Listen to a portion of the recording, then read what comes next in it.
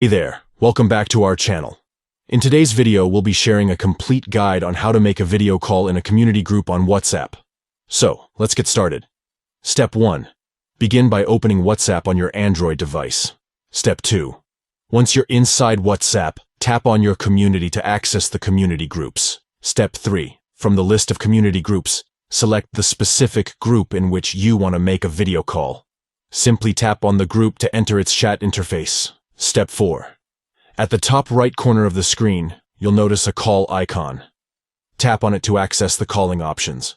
Step 5. From the calling options, select Video Call.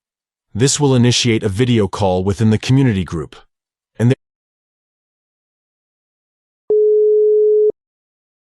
there you have it. You've successfully made a video call in a community group on WhatsApp. Now you can connect face-to-face with other members and have interactive discussions.